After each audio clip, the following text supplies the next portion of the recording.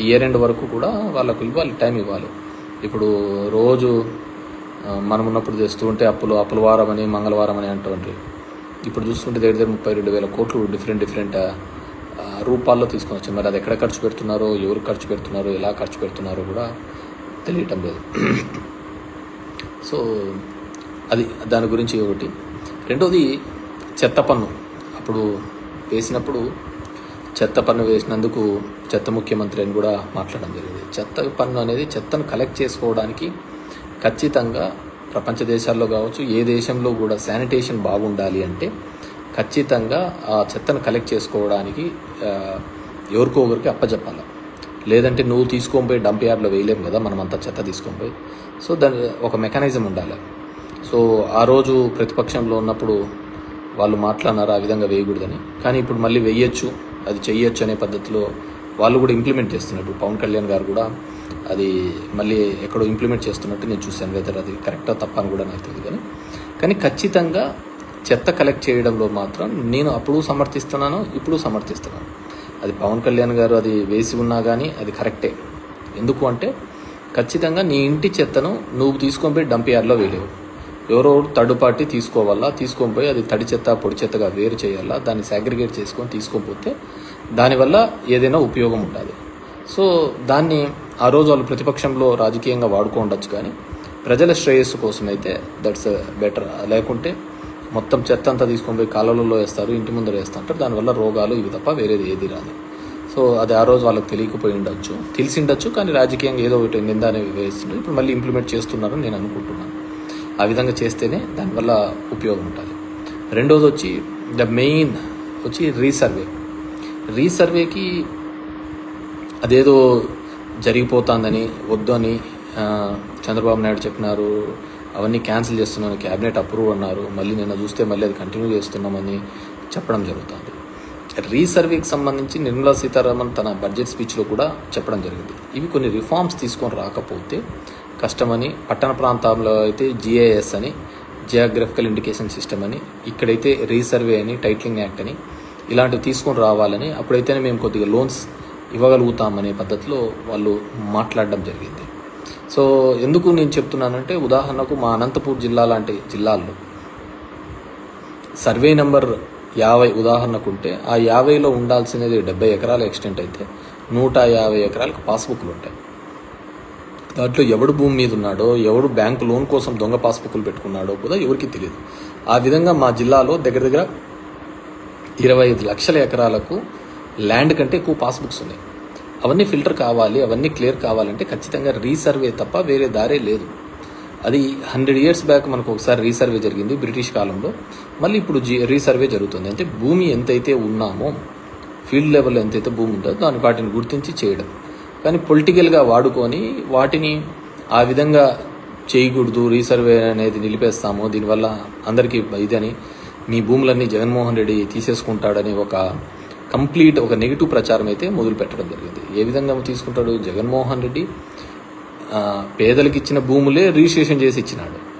అలాంటిది ఏ విధంగా తీసుకుంటాడు అనేది కూడా ఆలోచించలేరు అనుకుంటే డెఫినెట్గా నిజం నోరు దాటే లోపల అబద్ధం ఊరంతా చుట్టేసుకొని వచ్చినట్టు జరగాల్సిన నష్టం జరిగిందనేది అందరి యొక్క భావన. కానీ రీసర్వే లాంటివి డెఫినెట్గా ఇట్స్ అ రిఫార్మ్, అలాంటివి జరిగే తీరాలి. ఎందుకంటే దానికి గవర్నమెంట్ షూరిటీగా ఉంటుంది నీ టైటిల్కి. దానివల్ల 95% సివిల్ పంచాయతీలు, సివిల్ కోర్టులో డిస్ప్యూట్స్ అన్నీ తెగిపోతాయి. ఫీల్డ్ మీద భూమి లేకుండా చాలా పాస్బుక్స్. ఇప్పుడు మా జిల్లా చూస్తే 50 లక్షల ఎకరాలకు ఉదాహరణకు భూమి ఉంటే ఫీల్డ్ లెవెల్లో 75 లక్షల ఎకరాలకు పాస్బుక్లు ఉన్నాయి. సో అవన్నీ ఫిల్టర్ ఏ విధంగా అవుతాయి? కాబట్టి వాటన్నిటినీ కూడా ఏ విధంగా చేస్తారు అని అంటే మళ్ళీ రీసర్వే ద్వారానే అవన్నీ రెక్టిఫికేషన్ అనేది కావడం జరుగుతుంది. లీగల్ డిస్ప్యూట్స్ అన్నీ పోవాలి అంటే, కానీ దానిలకు కూడా తప్పు పట్టడం జరిగింది.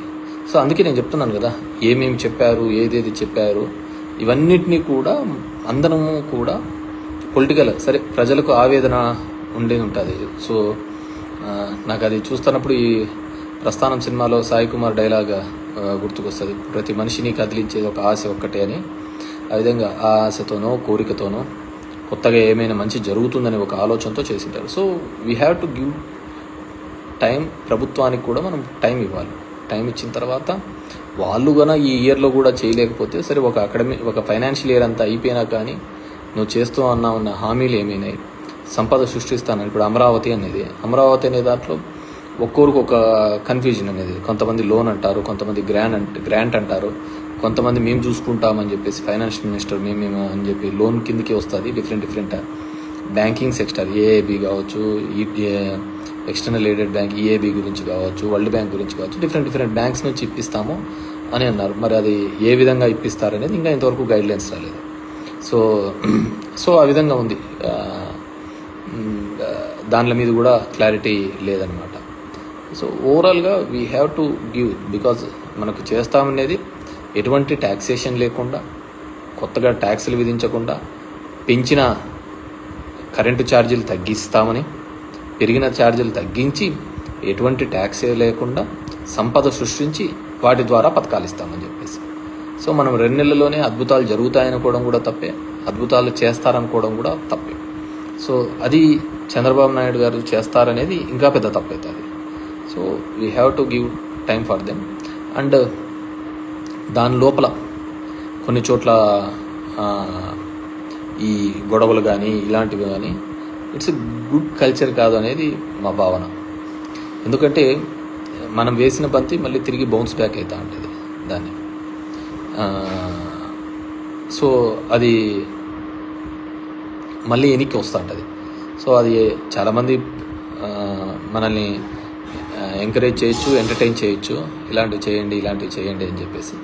మళ్ళీ అది రివర్స్ వచ్చినప్పుడు వాళ్ళు ఎవరు మనకు కనపడరు అనమాట.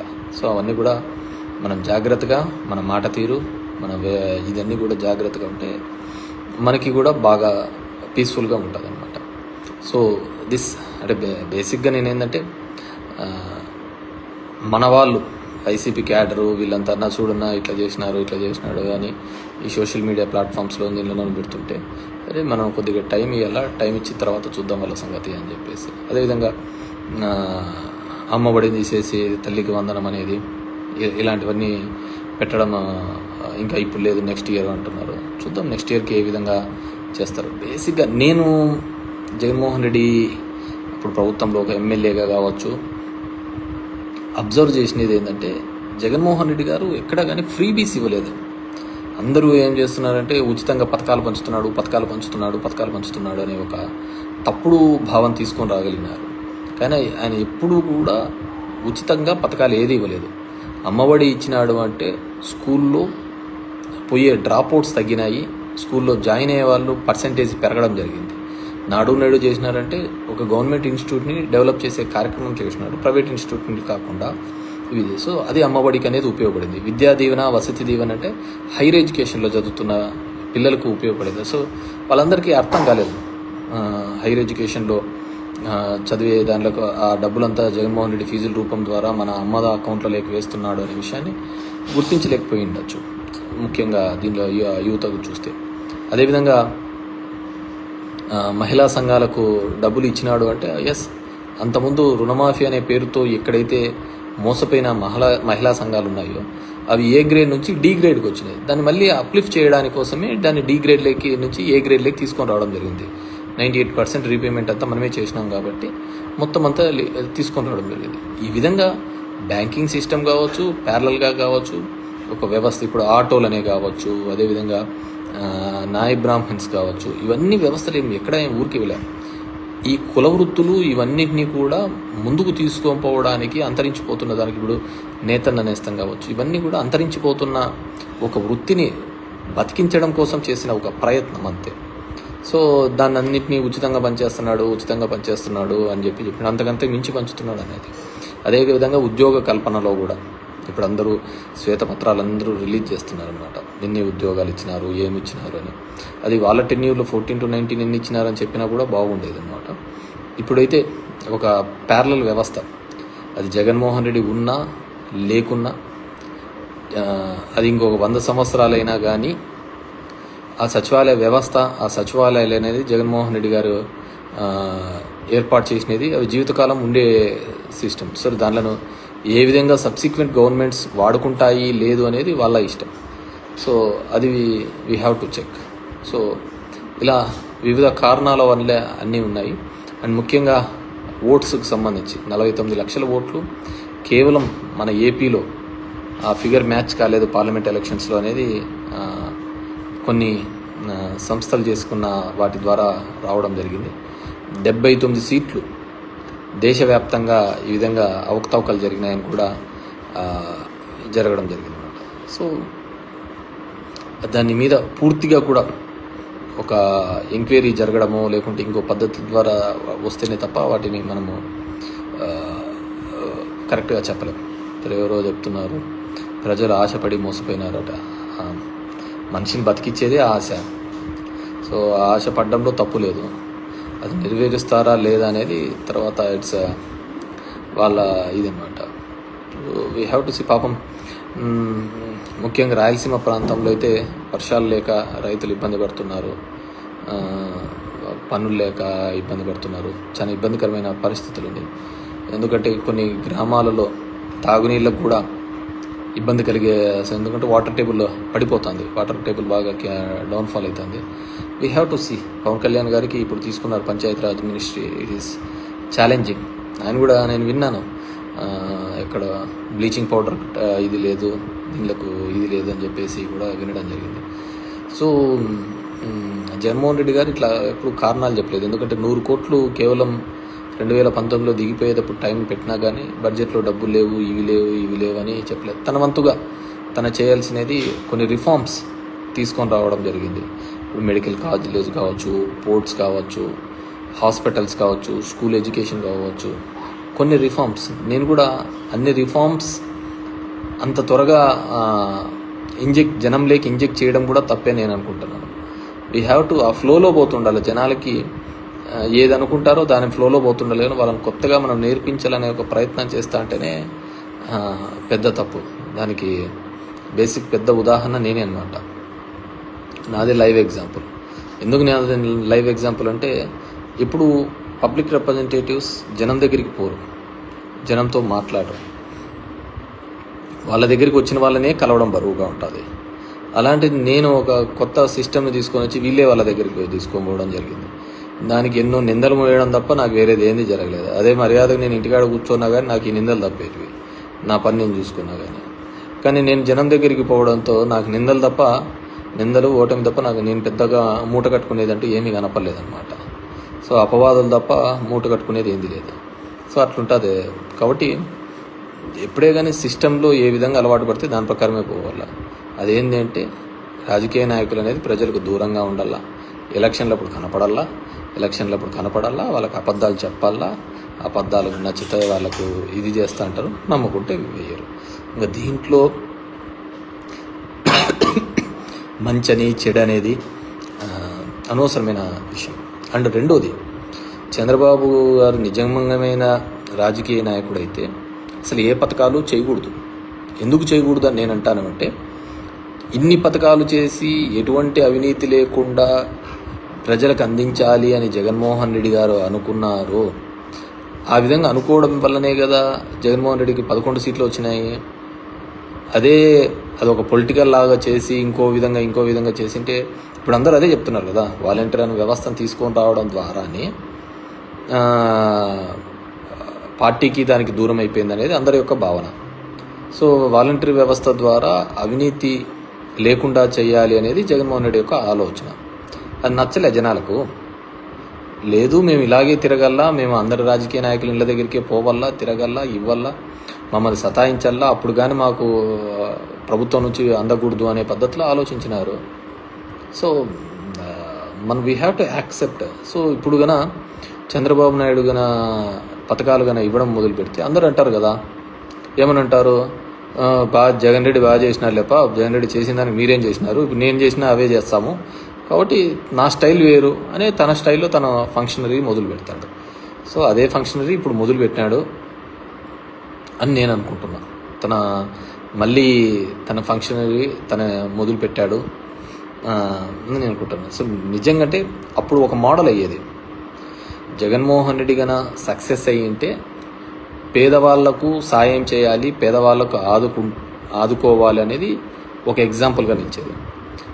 ఇప్పుడు ఆయన చేసిన తర్వాత కూడా ఓడిపోయినాడు కాబట్టి తన పార్టీ రాలేదు కాబట్టి. సో అది నెక్స్ట్ జనరేషన్స్కి అది ఎప్పుడు ఒక ఎగ్జాంపుల్ కానే కాదు. సో అది నెక్స్ట్ జనరేషన్కి అది ఎగ్జాంపుల్ కానే కాదు. సో నెక్స్ట్ జనరేషన్కి ఇంకోటి ఎగ్జాంపుల్ చంద్రబాబు ఇంకో పద్ధతిలో ఆలోచించాలి. అది పథకాల రూపంలో కాకుండా ఇంకో పద్ధతిలో ఆలోచించాలి. సో అతను అదే సంపద సృష్టిస్తాను అనే ఒక పద్ధతిలో ఆలోచించాడు. అది ఎంతవరకు సంపద సృష్టిస్తాడు ఏంది అనేది మనం we have to wait and see. So ఆయన చేయలేదు ఇది చేయలేదు అని చెప్పేసి పెద్దగా కంగారు పడద్దండి, పెద్దగా ఆలోచించద్దండి. అండ్ బాగా బీ రిలాక్స్. ఈ మధ్యకాలంలో కొన్ని మంచి మూవీస్ వచ్చినాయి. కల్కిను, మహారాజా, ఇట్లా నాకు ఆ సినిమాలు కూడా గుర్తుకొస్తాయి. ఏమన్నా పన్నా జగన్మోహన్ రెడ్డికి చెప్పండి, టికెట్ రేట్లు తగ్గియాలా అని చెప్పేసి పడి ఆ సినిమా వాళ్ళతో అందరితో నిష్ఠూరాలు తప్ప వేరేది ఏమన్నా ఉందా? ఎవరు లైఫ్ వాళ్ళు ఉంటాండ్రి. ఆ టికెట్లు తగ్గేలా, సామాన్యులకి ఇది కావాలా, అంతంత రేట్లు ఉండకూడదని ఆయన ఏదో పన్నాడు. పడితే అందరితో ఈరోజు నిష్ఠూరాలు తప్ప వేరేది ఏమన్నా మూట కట్టుకున్నాడు. ఆయన ఏం మూట కట్టుకోలే కదా, అలా ఉంటుంది. సో ఎప్పుడైనా కానీ జనాలకు ఆ రోజు అది అవసరం ఏం లేదు. బ్లాక్లోనే టికెట్ పెట్టుకొని కొనుక్కొని పోతారు ఫ్యాన్స్కి వాళ్ళ సినిమాలో వస్తే. అలాంటిది నువ్వు ఆ టికెట్ తగ్గిమని చెప్పడానికి చెప్తే వాళ్ళు ఎందుకు యాక్సెప్ట్ చేస్తారు? So it's craze. మనం వాళ్ళకి తగ్గిస్తున్నాము ఇదేదైనా వాళ్ళు ఆలోచించరు. ఆ విషయం గురించి వాళ్ళకి తెలియదు కదా, మనకి మంచి చేస్తున్నాము అనేది. వాళ్ళ సినిమాకు ఫ్యాన్ ఎంతైనా పెట్టిపోవాలా అనేది వాళ్ళ ఆలోచన. మనం ఎవరు వాళ్ళ ఆ రేట్లు తగ్గించాలనేది అలా అనుకున్నాము. అందరితో ఒక ఇండస్ట్రీతో అందరితో కూడా మనం చెడు మూట కట్టుకోవడం జరిగింది. నా ఎస్సీలు, నా ఎస్టీలు, నా బీసీలు అని అన్నారు. మిగతా ఆ సెక్షన్ ఆఫ్ ది పీపుల్ నీతో సెయిల్ అయినారో లేదో తెలియదు, కానీ మిగతా సెక్షన్ ఆఫ్ ది పీపుల్ అందరూ కూడా నెగిటివ్ అయినారు కదా, వాళ్ళైనా మేము వద్దా అని. పోనీ ఎవరినైతే భుజాన్ని ఎత్తుకున్నారో వాళ్ళన్నా మనతో తోడొస్తున్నారా? తోడొచ్చింటే ఈ పరిస్థితి అయితే ఉండేది కాదు కదా. తోడొస్తే ఈ పరిస్థితి అయితే ఉండేది కాదు కదా. సోషల్ ఇంజనీరింగ్ అనే కాన్సెప్ట్ తీసుకొని వస్తుంది. ఓసీలకు జనరల్గా వచ్చిన సీట్లను కూడా బీసీలకు ఇచ్చినాడు.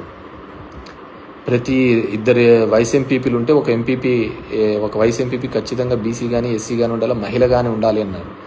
సో హీ వాంట్స్ టు ఒక revolution. These are all accept చేసుకోవడానికి పబ్లిక్ లేరు. పబ్లిక్ ట్రెడిషనల్గా వచ్చే పద్ధతినే యాక్సెప్ట్ చేశారు తప్ప ఇవన్నీ వాళ్ళు యాక్సెప్ట్ చేసుకోవాలా అనే పద్ధతికి ఆలోచించుకోలేదు. అరే మన కోసం ఆలోచిస్తున్నాడు, నా బీసీ, నా ఎస్సీ, నా ఎస్టీ మా గురించి ఒకరు ఆలోచిస్తున్నారు అనేది ఆలోచించలేదు. సో ఇట్స్ వర్టికల్లీ పార్టీ లైన్లో డివైడెడ్గా ఉన్నప్పుడు అవన్నీ ఆలోచించలేము. జగన్మోహన్ రెడ్డి ఆలోచించినాడు. సో ది మిగతా సెక్షన్ ఆఫ్ ది పీపుల్లో అది ఖచ్చితంగా ఒక నెగిటివ్గానే కనపడింది వాళ్ళకు.